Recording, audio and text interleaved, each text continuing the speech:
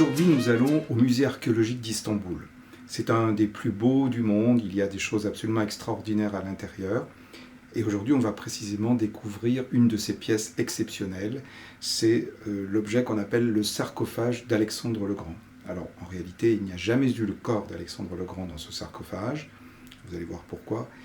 Et il y a un décor absolument exceptionnel qui est peut-être un des plus grands chefs-d'œuvre de la sculpture mondiale.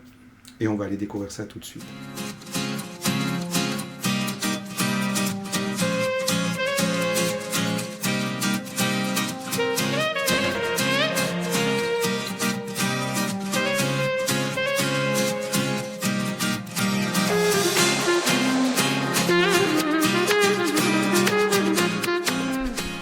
Ce sarcophage provient d'une découverte exceptionnelle qui a été faite en 1887 dans une nécropole près de Sidon au Liban. On l'a trouvé avec d'autres sarcophages qui sont d'ailleurs présentés dans la même salle, mais celui-ci c'est vraiment le plus remarquable. Alors chaque centimètre carré est entièrement sculpté. Sur chacun des grands côtés, il y a des scènes qui sont de véritables prouesses de la part du sculpteur dont on ne connaît malheureusement pas le nom. D'un côté, il a représenté une scène de guerre et de l'autre, une scène de chasse. Alors comment sait-on qu'il s'agit d'Alexandre le Grand ? Eh bien parce que le portrait d'Alexandre le Grand nous est connu grâce à de nombreux bustes en marbre qui ont été faits de son vivant, des bustes qui ont été recopiés au cours des siècles suivants. Alors le voici, avec un casque en forme de lion sur la tête, en train d'attaquer avec une lance un ennemi situé devant lui. Et cet ennemi, c'est un Perse, comme l'indique son vêtement très particulier. Il y a une mêlée absolument incroyable entre tous les soldats et les chevaux. Et on reconnaît les Grecs d'ailleurs parce qu'ils sont nus, contrairement aux Perses. Certains des soldats sont déjà morts et gisent sous les pattes des chevaux.